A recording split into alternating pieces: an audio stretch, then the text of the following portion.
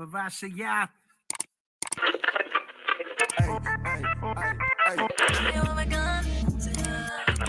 In the beginning, Yah created the heavens and the earth. His spirit moved upon the waters. It's all in his word. He said, let there be light.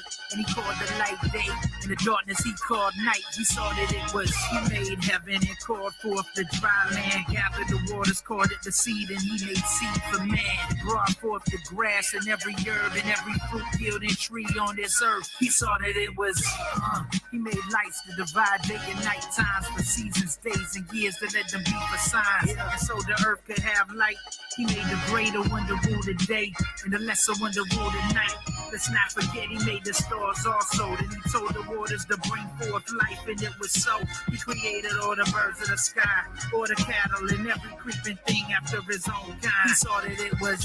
Then Yah created man. In his own image he created them. Male and female he created them. He blessed them to be fruitful and to multiply and to replenish the earth and subdue everything within. Behold, it was very good when he saw what he had made. The even in the morning were the sixth day. And on the seventh day he rested. That's why he sanctified and blessed it. It's uncontested. My God is, and to make it understood, I'm bumping truth music when I'm rolling through my hood.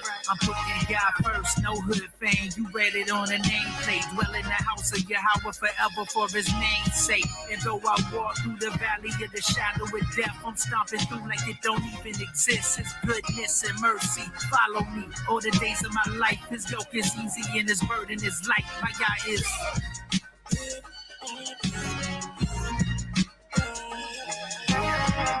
And to make it understood, I'm fucking music when I'm rolling through my hood. Then I was.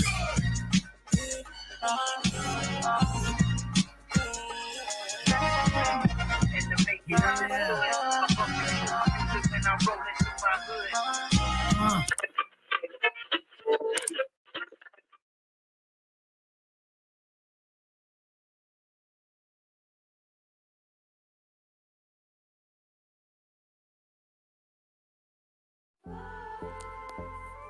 I've always been a unique person, you know what I mean?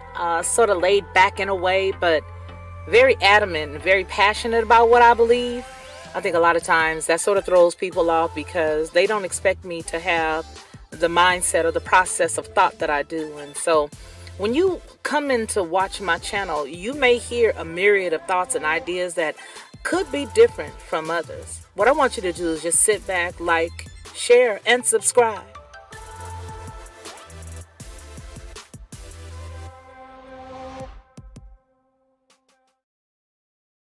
To receive instant notification each time I upload, please hit the subscribe button and the bell notification.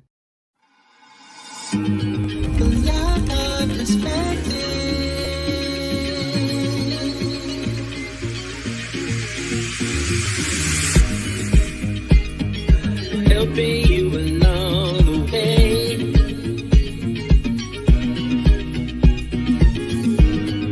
Helping you to make it through another day. Yeah. Everything you need to know, that you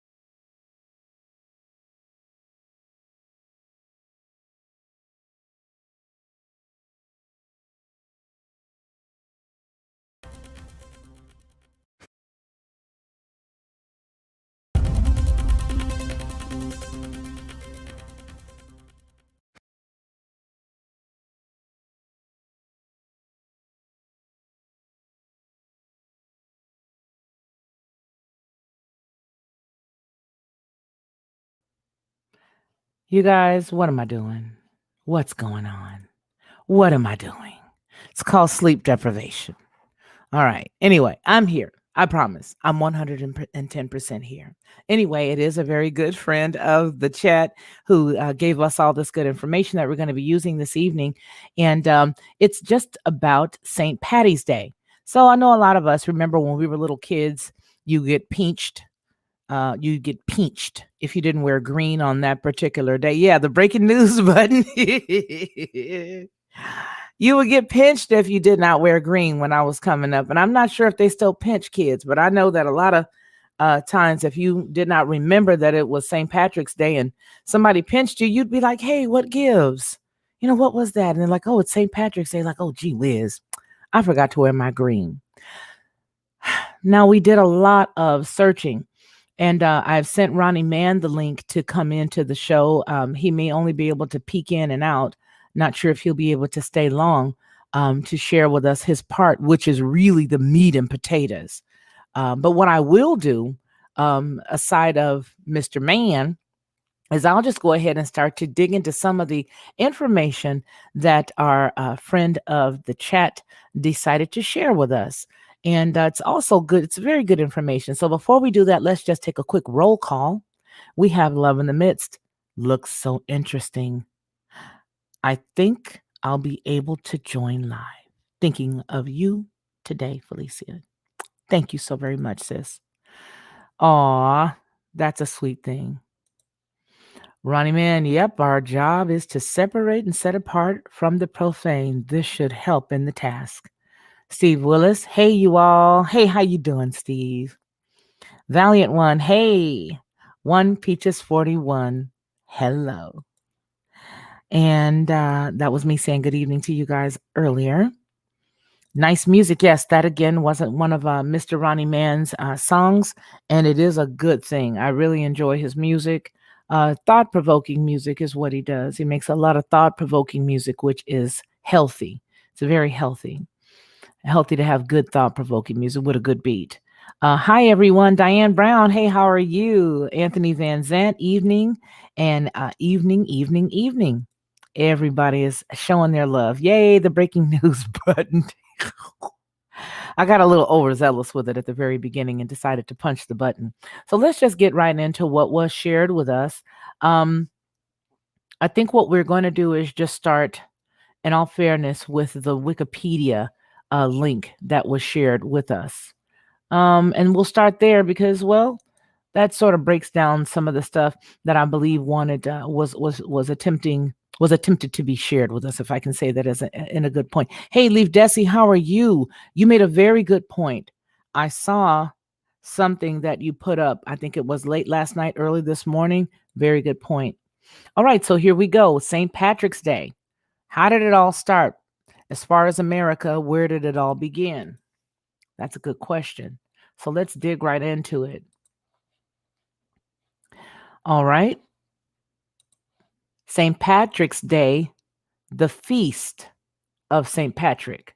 The day of festival. It's a festival of Patrick, a cultural and religious celebration held on March 17th, the traditional death date of St. Patrick, circa 385 through 461, the foremost patron saint of Ireland.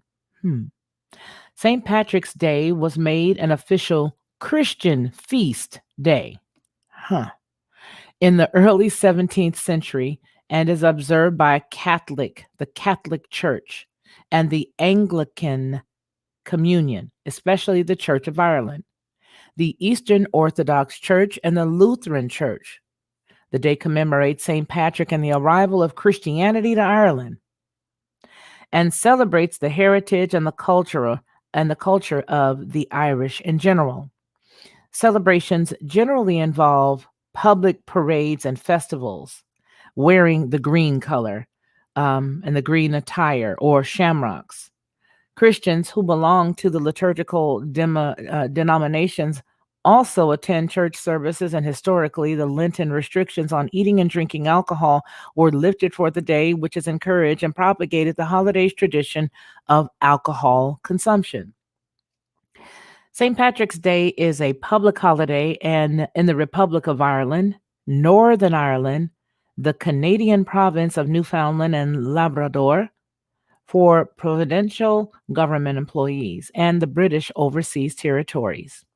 It is also widely celebrated in the United States, I should say the United Kingdom, I apologize, first, and then Canada, then the United States, Brazil, Argentina, Australia, and New Zealand, especially among the Irish diaspora. St. Patrick's Day is celebrated in more countries than any other national festival. Modern celebrations have been greatly influenced by those of the Irish diaspora, particularly those who have developed in the North America. However, there has been criticism of St. Patrick's Day celebrations for having become too commercialized and for fostering negative stereotypes of Irish people.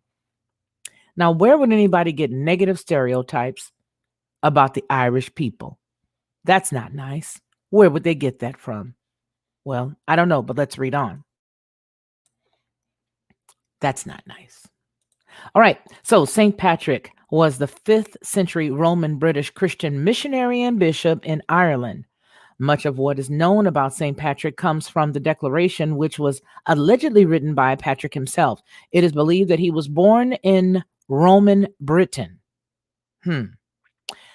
which was allegedly written he was born in Roman Britain in the 4th century into a wealthy Romano-British family. His father was a deacon and his grandfather was a priest in the Christian church. According to the Declaration, at the age of 16, he was kidnapped by Irish raiders and taken as a slave to the Gaelic Ireland. It says that he spent 6 years working there as a shepherd. And during this time, he found God. The Declaration says that God told Patrick to flee to the coast, where a ship would be waiting to take him home. After making his way home, Patrick went on to become a priest. According to tradition, Patrick returned to Ireland to convert the pagan Irish to Christianity. The Declaration says that he spent many days evangelizing in the northern half of Ireland and converted thousands. Tradition holds that he died on March 17th and was buried in Downpatrick. Over the following centuries, many legends grew up around Patrick, and he became Ireland's foremost saint. Today, St. Patrick's celebrations have been greatly influenced by those that developed among the Irish diaspora, especially North America. Until the late 20th century, St. Patrick's Day was often a bigger celebration among the diaspora than it was in Ireland. Celebrations generally involve public parades and festivals, Irish traditional music sessions, and wearing the color of green. The formal gatherings, such as banquets and dances, although these were more common in the past, St. Patrick's Day has a parade that began in North America in the 18th century, but that did not spread to Ireland until the 20th century.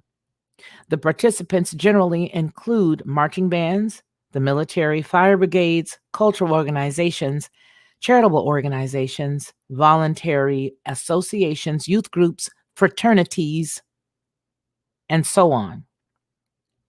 However, over time, many of the parades have become more akin to a carnival.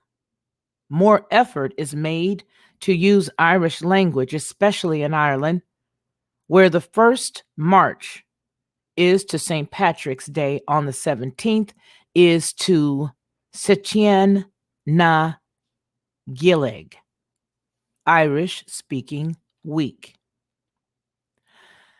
Since 2010, famous landmarks have been lit up in green on St. Patrick's Day as a part of the Tourism Ireland's Global Greening Initiative, or Going Green for St. Patrick's. The Sydney Opera House and the Sky Tower in Auckland were the first landmarks to participate.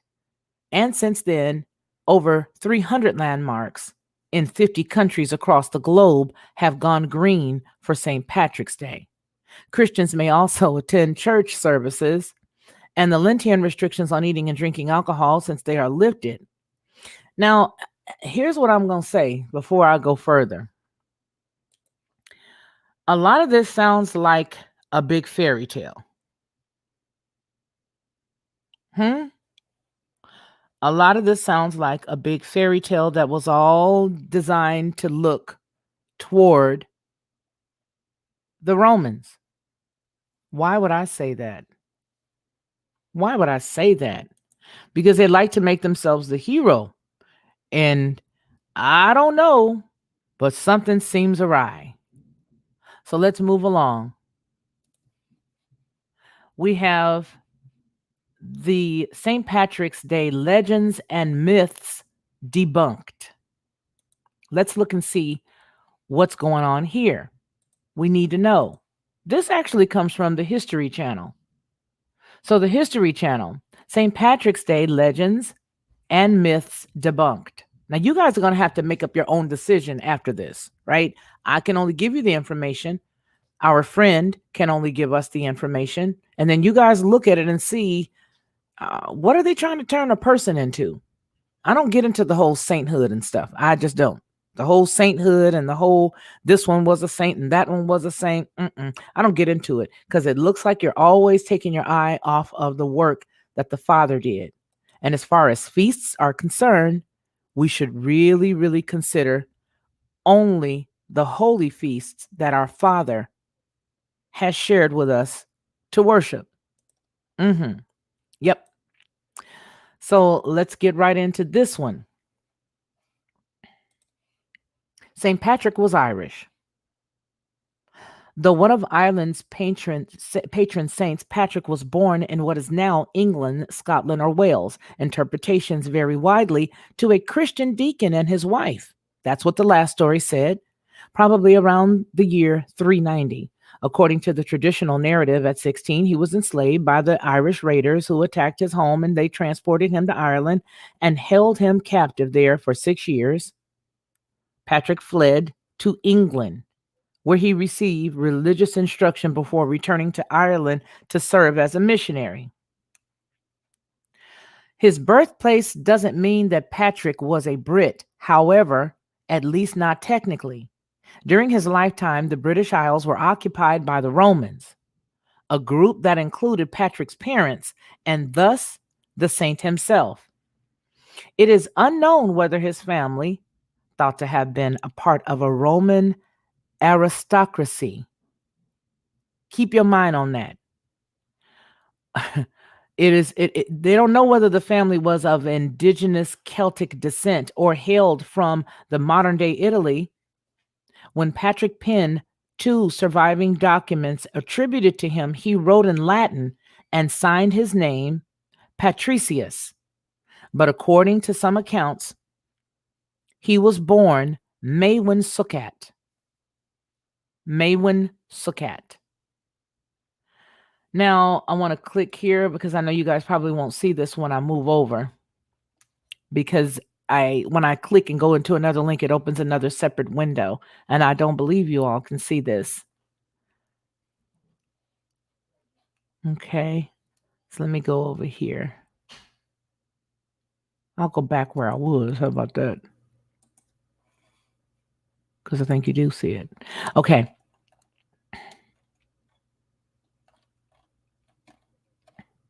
I'm here, dead air. I was taught in radio, dead air is not our friend. But I'm here. Okay. Maewyn Succat. St. Patrick brought Christianity to Ireland. In 431, before Patrick began preaching in Ireland, Pope Celestine reportedly sent a bishop known as Palladius to the Irish believing in Christ. Is what that means. An indication that some of the residents of the Emerald Isle had already converted by then. One theory holds that St. Patrick of Lore is actually an amalgam of 2 men, Palladius and the deacon's son, who first visited Ireland as an enslaved man. St. Patrick banished snakes from the isle. I know that y'all don't believe this. I can't believe it. Why? Because it's very cold in Ireland and I can't see a bunch of snakes hanging out there. But hey, it's just what I got to say. All right. So the legend has it that Patrick stood on an Irish hillside and delivered a sermon that drove the island's serpents into the sea. While it's true that the Emerald Isle is mercifully snake free, chances are that it's been the case throughout human history. That's exactly what I think. I don't see how he could drive snakes out of a cold area. I mean, what was it, two of them? Anyway, you guys, I don't mean to be facetious, but I just don't accept everything that's given to me. I just don't. Not like this. Not, oh, hold on a second. Let me clarify that. I accept all that our friend of the chat has sent. As far as all of these stories, I accept that. But the story that they paint for us to turn a human being into a quasi or a type of a savior, I don't buy.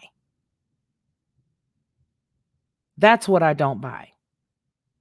I don't buy that, but I do buy our friend sending information to the chat. All right, so let's get on with it. So the isle is mercifully snake-free. Chances are that's been the case throughout human history. Water has surrounded Ireland since the end of the last glacial period, preventing snakes from slithering over. Before that, it was blanketed in ice and too chilly for the cold-blooded creatures. Scholars believe the snake story is only an allegory for St. Patrick's eradication of pagan ideology. But aren't we still doing pagan ideology with the whole St. Patrick's Day? You see the conflict? So green has historically been associated with St. Patrick's Day. The Irish countryside may be many shades of green, but knights in the order of St. Patrick's wore a color known as St. Patrick's blue. They wore blue. Why did green become the emblematics of St. Patrick? That people began drinking green beer, wearing green, and of course, dyeing the Chicago River green to mark the holiday he inspired. The association probably dates back to the 18th century when the supporters of Irish independence used the color to represent their case. Until the 1700s, St. Patrick's Day was a Roman Catholic feast, only observed in Ireland, and without raucous revelry of today's celebrations. Instead, the faithful spent the relatively somber occasion in quiet prayer at church or at home. They started to change when Irish immigrants living in the United States began organizing parades and other events on March 17th as a show of pride. For many people around the world, St. Patrick's Day has evolved into a secular ode to Irish culture, or at least an oversimplified version of it, characterized by parties, music, and iconic food. Now, here's what I'm going to say. There is a dark side to this. There's a very dark side to this. And I'm not sure if Ronnie's coming on because I really need that dark piece to be exposed right about now. And the reason why I say that is because there is a lot of hubbub about the whole deal. It's a lot of hubbub about the whole deal. Whenever you see the Catholics drenching somebody, first of all, let's talk about the Roman aristocracy. Let's talk about that. The Roman aristocracy, Rome. That's who we're dealing with right now here.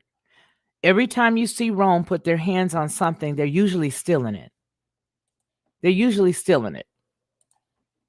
That's what they're usually doing. They're usually stealing something and making something out to be a truth. Now, there are several Bible scriptures, and these scriptures that our friend sent are really, really good. They're really, really good. And we're gonna read that. Okay? So let's go. As far as all of these history channels and as far as all these different channels having to chime in about something, the truth about the matter is that no matter what it is, if we didn't get it from our Father, that it could have some creepiness to it, especially when we looked at Lupercalia and we saw what happened there with Valentine's Day, especially when we look at Christian and we see Christmas and we see what happens there. Whenever you see Rome's hands muddled in something, it's usually something that you're not going to get to the full bottom of it unless somebody slipped it out and let them know. However, the Bible scriptures that my friend sent us is on point, and it does have a little bit to do. They are using it to talk about, they're using those scriptures, and by they, I mean the writer or the author of the story that we're about to read, are using specific scriptures to point toward St. Patrick. However, here's what I say. It points to our Savior. So here we go. So Bible verse commentary. These are exceptional scriptures. This is from 11:1. It's a commentary that's on 1 Corinthians 11:1, and the scripture is beautiful. It says, the comment is, Paul himself asks fellow Christians to imitate his life. We can also look at the lives of others around us and those who have gone before us in inspiration. St. Patrick, 415 to 493. And such a person who faced many challenges by committing his life and carrying out Jesus's commands. It says, Matthew 28:19-20, go therefore and make disciples of all nations, baptizing them in the name of the Father, the Son, and of the Holy Spirit, teaching them to observe all that I have commanded you. And lo, I am with you always to the close of the age. Legends about St. Patrick abound, but the truth is best served by our seeing two solid qualities in him. Now this I will take, because even if it's about a fictional character, that these two qualities are about. These are noble qualities at best. In him, okay, two solid qualities in him. The first was he was humble and he was courageous. Okay, so those are exceptional qualities for anyone to have. The determination to accept suffering and success with equal indifference guided the life of God's instrument for winning most Ireland for Christ. This is still bugging me, you guys. His great desire was to proclaim the good news to the Irish.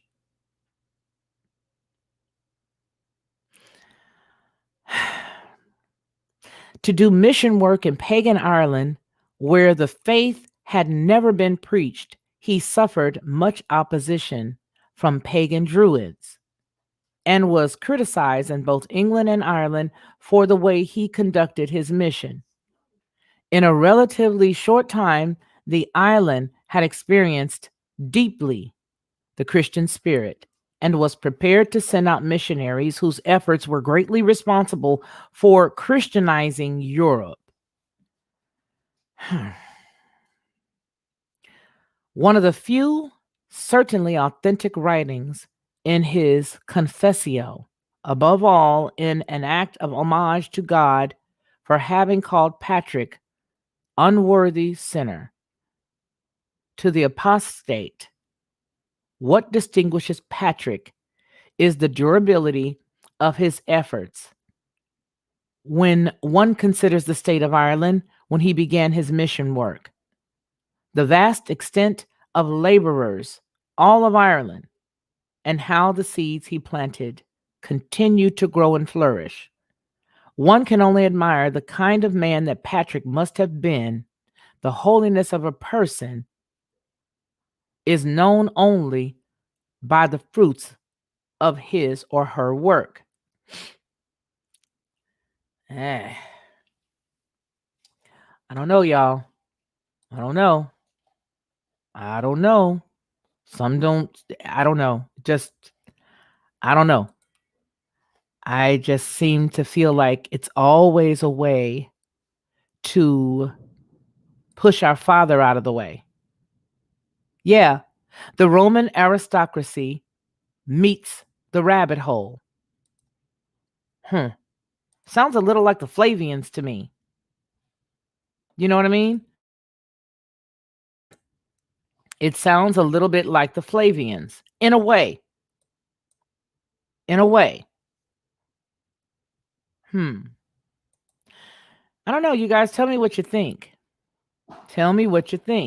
Tell me something good. Tell me what you think. I want to know if the person who sent this has a moment to come on. You don't have to give your name, but you're here in the chat. And I want to know, if I sent you the link via email, would you come on and chat? I hope so.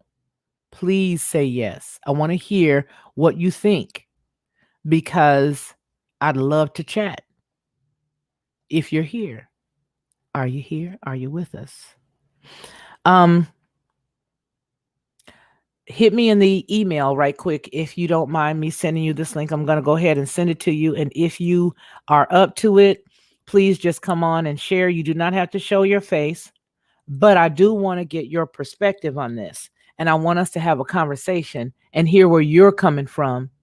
And then what I will do is I will tell you why I'm uncomfortable with their whole, you know what I'm saying, with their whole story.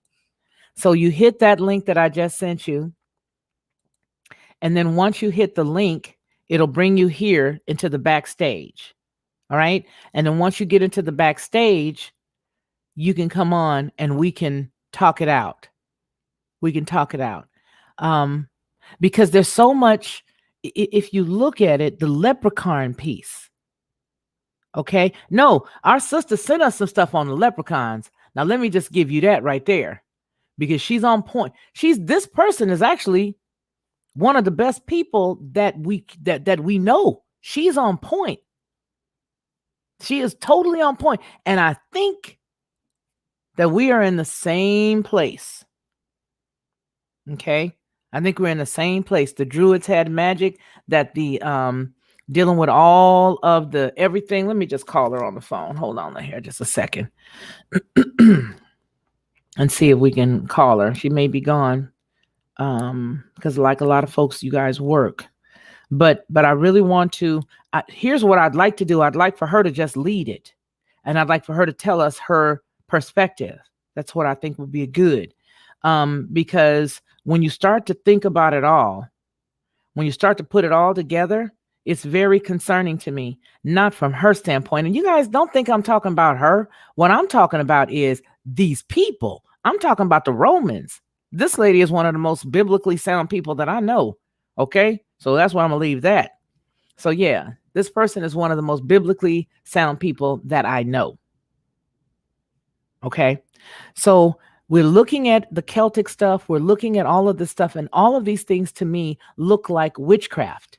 A lot of the parts of it look like witchcraft. Even some of their symbolism looks like witchcraft. For them to totally rub the Messiah out of the way and hail anybody as a saint, or, all those good workers and all of that stuff. Some of that that makes me feel uncomfortable, as it should. Okay. They always want to deceive us. And the reason why they want to deceive us is because they want to replace our Father in every capacity, in every single way. They want to replace our Father. They want to replace, the work that was done by Yahushua on the cross, or Jesus on the cross. All right. All of this stuff reeks of paganism. Every inch of it reeks of paganism. All of it. It all reeks of paganism.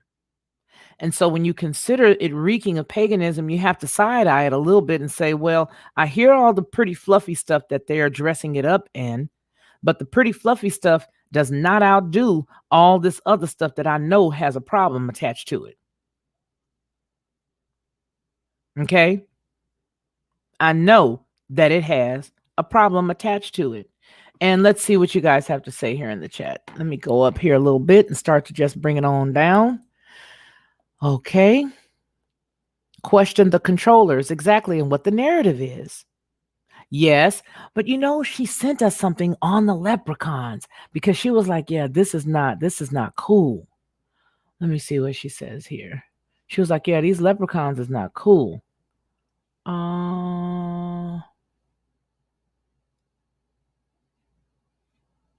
Okay. Oh man. She's on the clock until 11. Oh, man. But I can't find the link that she sent us on the leprechauns, because she sent us something on those little ghouls. the leprechauns and all of that, the pot of gold and all of that, we can just park the car right there. Because even though they're, you know what I mean, we can just park the car right there because that's not cool at all. So do some research on those leprechauns, is what Mama Bear, Papa Bear says is crazy. It's always Rome, right? Yes, it always is. Always. It never ever, it never ever strays too far away. All right, let's see. That's what I say, Rachel Van Ziel. Hey there, Rachel Liv Desi. Hey, Liv Desi. Okay. All right, let's see. Some Celtic Druid holiday, maybe. And then the weird part is that my great grandfather is Irish. Yikes. Not anything wrong with the cat, but I mean, I don't know what their goal was coming from Ireland. Both he and his brother both married black women in the long ago. My father is 80 years old, and this is his grandfather. So this is my great grandfather, right? And so I don't know, just the weirdness. I don't know, that was really weird. Well, obviously, being where my grandmother was living in the Belzoni seat there in Mississippi, she was Choctaw. So obviously he got the land. But his brother did the same thing. They both come in and they just had their way. Good evening, Anthony. Celtic, beware. Hello, Sister Rachel. Yes, agreed. Be aware, Celtic. Anything that's like that, you have to be aware, beware of it, especially when you're dealing with the Druids and all of that. So let's look up the history of all of that stuff, since we really want to just go on ahead and go down the rabbit hole and understand how here's the thing. If none of these things were unhealthy, then to me, if these things were all healthy, the way that they wanted you to follow him or listen to how he lived his life selfishly and all this stuff, selflessly, then wouldn't it appear that anything that would come in that would take you off of that they would want to refute? Don't associate us with the leprechauns. But you never hear that. You never hear that. They're always allowing you to just associate the bad stuff. So here we go. Let's see. These cats of duality twist up nobility too. They goat us as suckers, serving their deception in plain sight. Remember to hit the thumbs up. Yes, please do. Okay. It's 4 days before the spring equinox. Vernal. Old Vernal is going to show his ugly head. Old Vernal. The Druids, they always want to deceive us because they want us to celebrate the holidays. I said that earlier. Yes. They tell us that Irish don't know about their ancestry. I wonder where they come from. The Druids equal witchcraft. It was talking serpent. It was a talking serpent to begin with. So monarch, aristocracy, duality is long time thick. And contemporary Druids are like Sir Elton John in deceptions, idolatry, usurp of our creator. I love you, Anthony Van Zant, with your singing self. With your singing self. Leprechauns, demons. Yeah, little bitty scary things hanging out in the closet. Yes, demons, Rachel. Something about children, right? You are right. When you start pulling it all together, it is blatant witchcraft. I wish everyone here could understand where our leaders go and what they do after dark. R. Jones, you better go ahead on and preach. My husband is Irish. Well, we all got a little of their blood in it. This one says, Mama Bear and Papa Bear says, I'm almost all Cherokee. Well, my grandmother was 110% Cherokee, red, almost blue, just red face, dark skin, round face, looked just like a little Cherokee, a little pumpkin face, little round face, dark skin. Yes, ma'am. Let's see, mine too. LOL. He married into Cherokee and wee bit Irish. My Irish man folk brought a Jewish woman over to the United States on a boat, probably Ashkenazi. We could have some close family ties. You know what? Our father does have a great sense of humor, and that is so true. That is true. I've thought about that before. But let's look up these leprechauns. Let's look it up. I know you're listening, sis, and I wish that you were able to come in today, but hey, you got to work, and I understand because you need to make your money. That's the bottom line. Okay, let's see. I know you left me something here with some leprechauns, but that's all right. We'll just pull up the leprechauns. Um, leprechauns. Let's just see. Me pot of gold. Let's see about me pot of gold. All right. All right. So here we go. Let's look it up. Let's see what we got. These little wizards. They're like little demon wizards. All right. Here we go. Let's see. What does this talk about? Let me just go hit to the punch right here. Hold on. There we go. Hit the punch.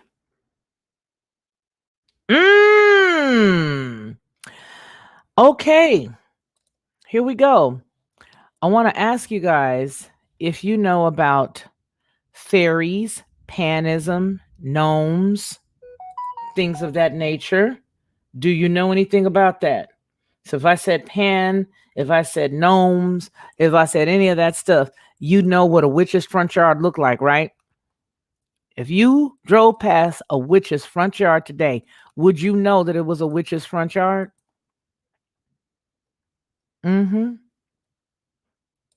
Here we go.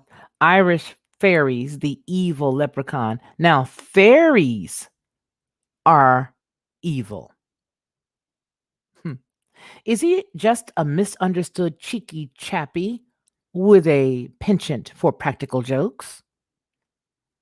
Of all the Irish fairies, the evil leprechaun, with his hot temper and spiteful trickery, is probably the best known internationally, closely followed by the banshee. Unlike the screamer or the banshee, who no one in their right mind wants to encounter, the little fella has a rather mixed reception.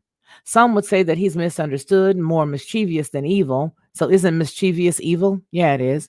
Others insist that he's a thoroughly nasty piece of work and best avoided.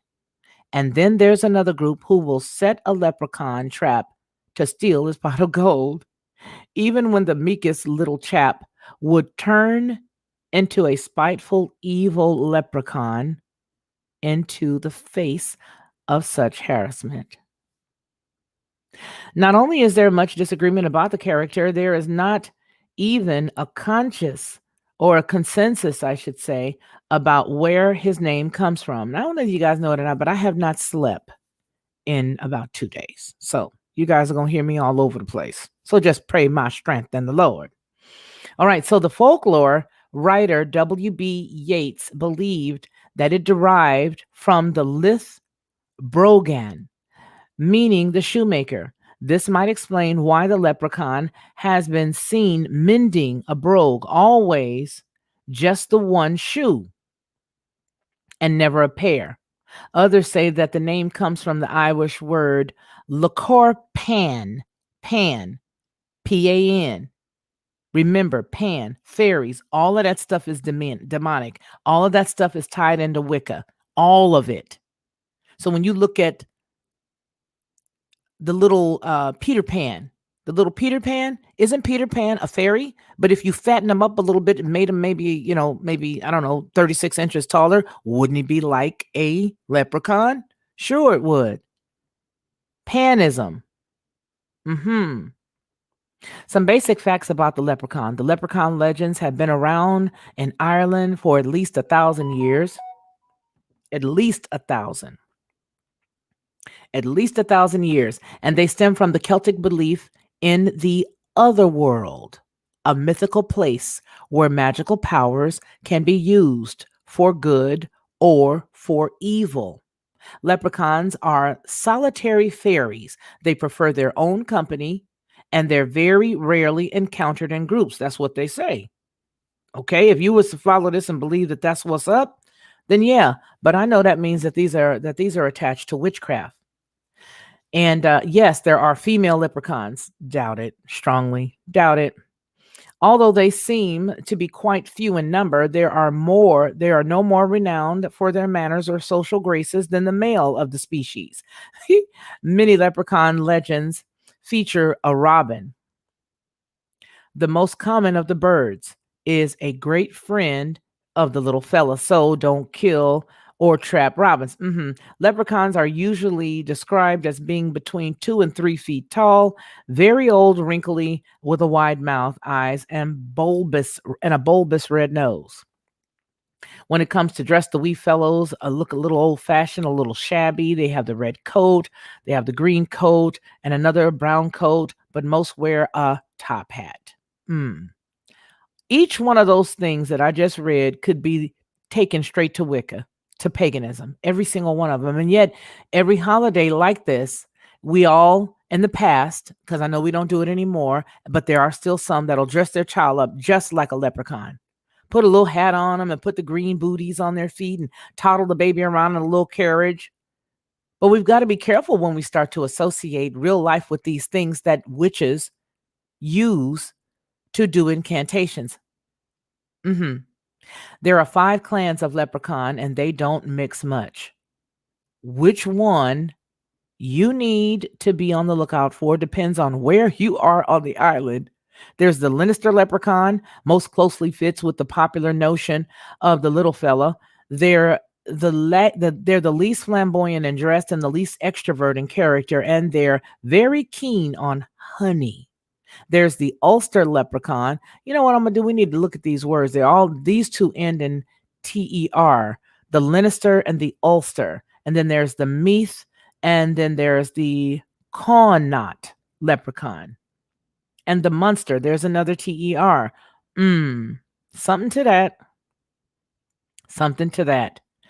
All of these things are in witchcraft, every single one of them, because as soon as you see the whole part that talks about Pan, anytime you see the term Pan, you can just go ahead on and know that you are looking directly at something that is dealing with fairies. And whenever you see fairies, and whenever you see Pan, you're dealing with witchcraft. The majority of all of the things that let's say for pansexual, exactly, Rachel Van Ziel. Let's say, for example, we did have a very good person named St. Patrick, just because none of us was here, right? None of us were here. One thing we do know for sure, even if you had a decent person like that around, why do they seem to attach the evil or the wicked things to what someone, quote unquote, did good? It's because they have to ride on the coattail. Everything Rome does has to have a lucrative end to it. At the end of the rainbow is the pot of gold. So for them, everything that's going on has to have some type of money attached to it. Some way they're going to make money and get you deeper into spiritual bondage. But we used to do these things with our children. Anthony Van Zant says, Peter Pan, non-binary transhumanism, Disney 666, going after our kids. Definitely right.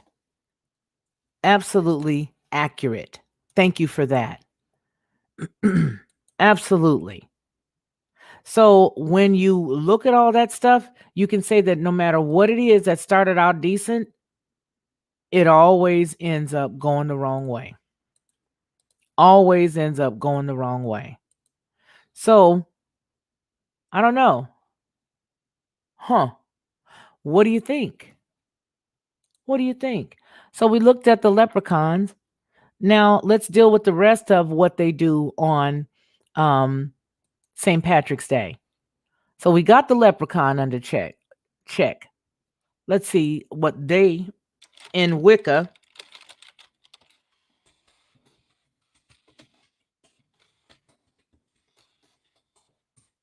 My husband hates it when he hears me tapping with these things, and I do too, because they are really, really huge.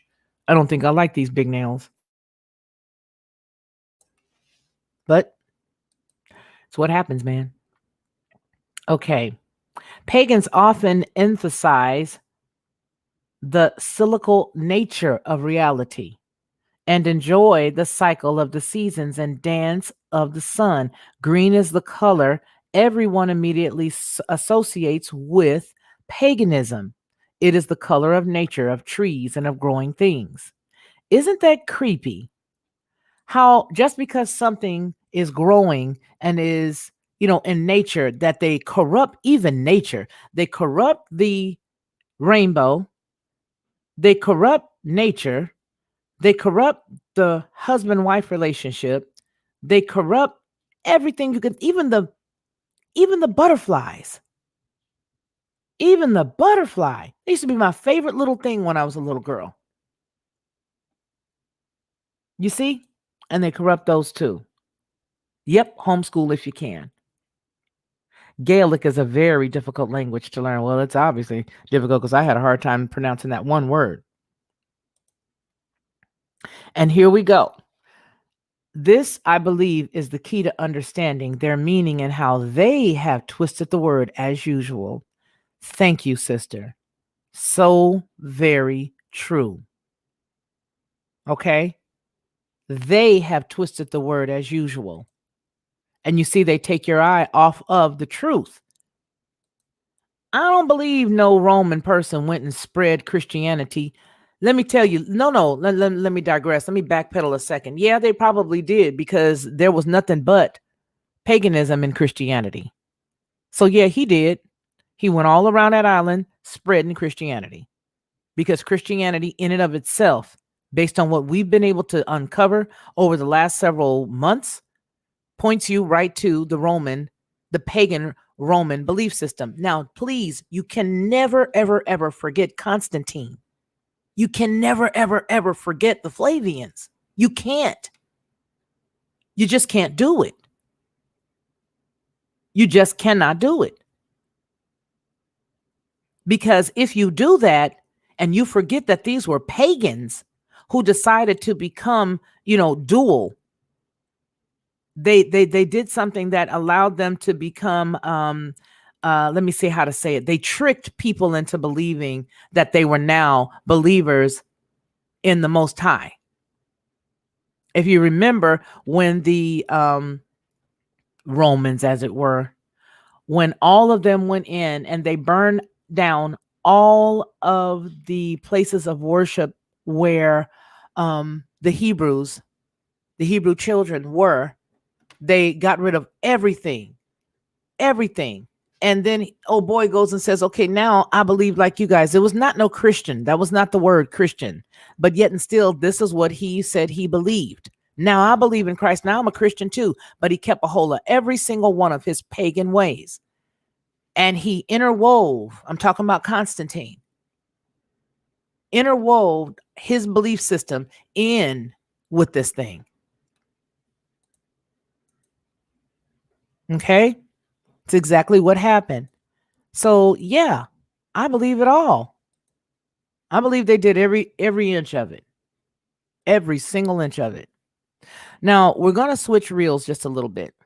And I want to talk about something that one of our other friends of the chat sent. Let me share with this. This is something that's like really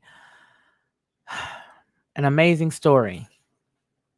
It's an amazing story because we just talked about this man the other night, and I have to bring this up. I don't think I can wait to bring this up. It's sad. It really is sad. And you guys, it's a storm out here, so my internet and everything is jumping. So I don't know how much longer I'll be able to be here with this because it's literally jumping. The screen is jumping. So let me just tell you what I have to say because it looks like it's not going to let me talk about it. Doesn't look like it's going to let me show you because it's literally jumping. All right, here we go. Let's see how long we can do it. And before the night crashes us here, I'm going to have to get up because we have a bad storm here now, y'all. Okay, so now the Tanzanian president, John Magufuli, is dead at 61. Let that sit there for just a second. Didn't we just talk about this brave soul? Didn't we just talk about that? We just talked about him. We just spoke about how he was standing up for his country and he said, no, my people are not going to take it. They're not going to do any of that. So now they're saying that he died. In Nairobi, Tanzania's President John Magufuli, one of Africa's most prominent coronavirus skeptics, has died at age 61. Vice President Samia Suluhu Hassan said on Wednesday, after more than a week of an absence from public life that led to speculation about his health. She said that he died from heart disease that plagued him for a decade. And she said the burial arrangements were underway and announced 14 days of mourning and the flying of the flags at half-staff. The state television broadcast mournful and religious songs. Magufuli had not been seen in public since February 27th, sparking rumors that he had contracted the COVID-19, and officials denied on March 12th that he had fallen ill. And on Monday, the vice president urged Tanzanians not to listen to rumors from outside the country and said it was normal for a human being to be checked for the flu or fever. Quote, "Dear Tanzanians, it is sad to announce that today, March 17th, 2021, around 6 p.m., we lost our brave leader, President Magufuli, who died from heart disease at Menza Hospital in Dar es Salaam, where he was getting treatment," the vice president said on the state broadcaster TBC. That man did not die from no heart disease. They killed that brother. That's exactly what happened. Yep. Exactly. It's exactly what happened. They took him out, but not to lunch. Diane, you sound like who's our friend? Can't think. I told you I ain't slept. Monty. Took him out, but not to lunch. Exactly. Yep. That's terrible. Wow. The Magufuli thing, bam, dead or alive. Who knows? Yep. You will never see that guy again. So they say he died, but I guarantee you, if he ain't dead, he will be. No surprise there in your face, or what? None. No surprise at all, Steve. No surprise at all. So I wasn't shocked about, no, actually, I'm not going to say I wasn't shocked. I was sort of taken aback at the fact that this happened. But I knew it when we were talking the other night. And I know you guys did too, because they were talking about he hasn't been seen for 2 weeks. And, he's just doing X, Y, or Z. That man said all his people needed to do was to exercise. And I guarantee you the woman that's the vice president helped sell him out. And I'm going to say that because women should not be in high up positions like that. They're very corrupt. And I said it. There's always a motive to show that they're stronger, that they're better, that they're smarter. And they'd like to please the person who they feel is higher than the immediate boss. So the immediate boss was Magufuli. But the person that's above him is the one who's been trying to get in there to allow those people to be tested, to take the test, to take the drug, to put the mat, all that stuff. Now watch in the next week. She's going to say, to err on the side of caution, this is what we're going to do. Why? Because that's the side her butter was touching the bread. Her bread and butter was meeting right there. I guarantee you. And then she's going to think that she's trying to, make all of them happy. Yep. That man was a very good man. So even if he is still alive and they're holding him over and, beating him or doing whatever they're doing until he finally goes, that man did what he was supposed to do for his country, and he stood up There was another guy who stood up and said, "No, you're not going to bring that stuff over here to the country." He was talking to the president before last. He said, "No, you're not going to bring that over here." He told our president at the time, "You guys can do that in America, but we don't do that over here." And it was one specific topic, one that just gives everybody the heebie-jeebies whenever they want to strike you down. It always gives them the heebie-jeebies when you talk about this one particular topic that's right in your face and all the face of our children. He said, "Y'all not bringing that over here. We don't do that over here. You're not bringing that over here." And the president before last, it was Obama. He said, "You're not bringing that over here. We don't do that. We don't live like that in this part of Africa. So you can keep that in the United States." Whenever you got cats that stand up for anybody, whenever you got the alpha male that'll stand up, then what happens is they're going to find a way to take you out. And that's exactly what happened. That's exactly what happened. So I guarantee you that's the reason why they pushed over there in Myanmar to have that chick leading. Because they know they can appeal to the female's greedy side. I said it. They know they can appeal to the female's greedy side. And that's what they do. I know somebody probably don't like that. But if you feel I'm wrong, just pray for me. Just pray for me. Because I've seen it too many times. Rachel Van Zyl just hit the nail on the proverbial head, and she said Jezebel.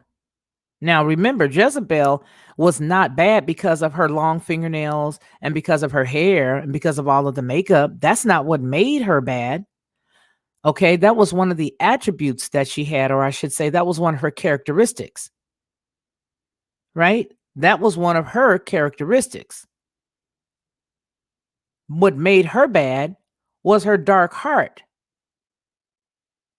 That's what made her bad. Okay? That is what made her bad. It was how sneaky she was. It was all of that. So I'm strongly believing that old girl has something to do with it. I believe that, here's the funny thing. All you need to do is say what time old boy is, leaving, or what time he's going home, or, how to get in his house, or that's all they got to do. Very cunning. So I'm very saddened by that. I'm very saddened to hear it. Like I said, even if he's not dead and they still just holding him over, working him over until he is gone, she has something to do with it. That's just my perspective on that one. She has something to do with it. Yeah.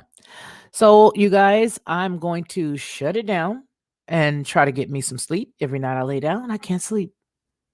So been praying, but I don't understand what it is. Thank you, Diane Brown. I like that. So yeah, you guys really want to know how I feel about women leaders? That's how I feel. And that's why I feel like we don't need a female in office, because unlike there are some of us women who can lead and care about everybody. And then there's a lot of women, and they're men too. But I'm just saying, when we come out of the place that we were made to be, we're a mess. Especially because you have to figure, if you want to be that much of the leader, there are some of us who are natural leaders. But if you had the right teaching, you understand position and you understand your place, and you understand that I'm not here to be a man, but I can be strong, but I'm not here to be a man. I'm here to uplift a man. I'm up here to help the man. I'm as his help meet. Whatever help he needs, I'm here for him. We can do that. Independently, we have our own strengths. But in this particular case, especially because I had a lot of people that I dealt with that were from different parts of that continent, I know the characteristic. And baby, yeah, homegirl gonna be talking a different change. Watch. Just watch and see what's gonna happen over there. Now, keep your eye on Tanzania. Keep your eye on Tanzania. It's the reason why I didn't want to vote for no woman.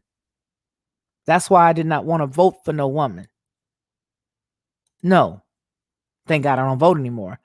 But that's why I don't push the whole woman thing. A woman in competition with a man is a dangerous character. Anytime you have a woman who feels like she needs to be in competition with a man, Back up. Even the female friends in her life, you may hail her as the hero. Oh, she got it. She made it. Honey, that lady will cut you in your back. She will cut you across your back. She will stab you and cut you and stab you in the back. She sure will. That's not what you want. Just notice. Just notice. If you guys know anybody that is like that is in leadership, and she's a female, her business is a mess. There's a lot of cattiness. There's a lot of backstabbiness. There's a lot of miscommunication. There's a lot of stuff that's messed up. You know what I'm saying? There's a lot of stuff. That whole feminism movement is a lie from the pit of hell. Feminism, think about that. And look at all the chicks that's feminists. If you want to go back to the originals, back in the 70s and all that other stuff, no, just go on back to Susan B. Anthony. Handsome woman. Yeah, they want to be men. They want to be men. That's a problem. I want to love a man. I want to help a man. I want to share with a man. I want to be a man's helpmeet. I want to take care of a man. I want to have a man's children. I want to take care of a man's house. I want to take care of that man's clothes. I want to make sure I can help that man run his business. A woman that thinks that she needs to be out there making a living and her husband has a trade, she got it the wrong way. That sister need to be there helping that man. You're going to go keep somebody else's books, but you can't keep your husband's books and help him keep that business floating for that household that you living in. You can go out there, I say this all the time, and clock in for somebody else, but you have a hard time doing what that man asks you to do. That's a problem. That's a problem. So I guarantee you, Tanzania, oh yeah. Tanzania. And see, that's the reason why they fighting for old girl in Myanmar to get her spot back. That's the reason why, because they're very malleable, very manipulative, and easily manipulated. Bad news bears. Bad news bears. Well, you guys, we've touched on a couple of different topics tonight. Of course, the main one was the sort of shady story that they want us to believe about St. Patrick. And as we said earlier on, there are some good attributes that we can take away from any story that has a good guy. Yeah, definitely. But the issue that we had is the fact that there's all these other little things that are attached to that whole quote unquote holiday. Second thing is that poor man passed away in Tanzania, allegedly. But I don't think so. I'm going to bed, y'all. I love each and every one of you guys. You guys are the bizom. I love y'all. You guys take care. And you all remember exactly what we say here all the time on this channel, that man shall not live by bread alone, but by every word that proceeds out of the Most High Yah. Take care. I love y'all. To receive instant notification each time I upload, please hit the subscribe button and the bell notification.